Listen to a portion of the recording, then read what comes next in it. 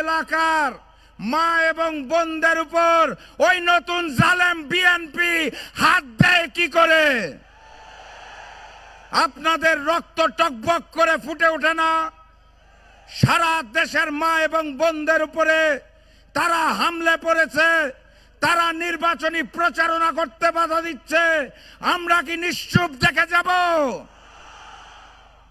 যেখানেই মা এবং বোনদের উপর হামলা হবে, এই এলাকার ভাইদের জানিয়ে দিতে চাই, সেখানেই প্রতিবাদ, সেখানেই প্রতিরোধ, সেখানেই নব্য জালেম বিএনপির কালো হাত ভেঙে গুড়িয়ে দেবেন। তারপর কি হবে? একটা মামলা আসবে, বলে দিবেন হুকুম দিয়েছিল রাশেদ প্রধান, তার নামে মামলা করেন। সংগ্রামী সাথী এবং বন্ধুগণ, আজকের এই দিনে আমি কিছুটা আবেগপ্রবণ। কারণ বাংলাদেশকে যখন ভারতের করদ রাজ্য বানানো হয়েছিল, সেই সময় এই বাংলাদেশে যেই কয়জন সিংহ পুরুষ ভারতীয় আধিপত্যবাদের বিরুদ্ধে সোচ্চার বলিষ্ঠ ভূমিকা রেখেছিল, তাদের মধ্যে একজন হচ্ছে আমাদের কুরআনের পাখি আল্লামা দেলোয়ার হোসেন সাঈদী। আর আরেকজন ছিলেন তার সাথে, তার নাম হচ্ছে শফিউল আলম প্রধান। আজকে এখানে এসে কুরআনের পাখির দুই সুযোগ্য সন্তানের জন্য নির্বাচনী সমাবেশে আমি উপস্থিত হতে পেরেছি শফিউল আলম প্রধানের সন্তান হিসেবে। এটা আমার জন্য একটা বিশাল পাওয়া, আলহামদুলিল্লাহ। সংগ্রামী সাথী এবং বন্ধুগণ, আপনারা সবই জানেন এবং বুঝেন, লন্ডন থেকে একজন মুফতি উড়ে এসেছেন। জানেন নাকি আপনারা?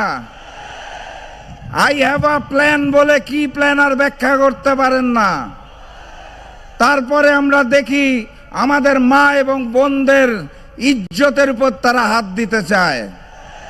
তারপর আমরা দেখি তারা আমিরে জামাতের সোশ্যাল মিডিয়া অ্যাকাউন্ট হ্যাক করে নারী বিদ্বেষী পোস্ট দিতে চায়।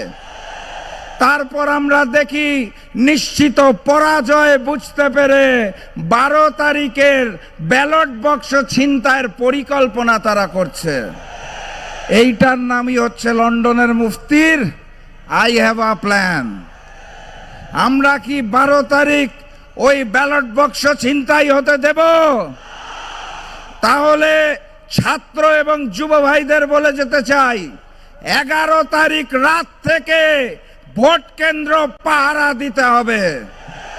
ভোটের ফলাফল ঘোষণার আগ পর্যন্ত ভোট কেন্দ্র চারপাশে হাতে একটা করে বাঁশ নিয়ে পাহারা দিবেন। পারবেন তো নাকি? আমার এই প্রাণপ্রিয় পিরোজপুরে আসন কয়টা?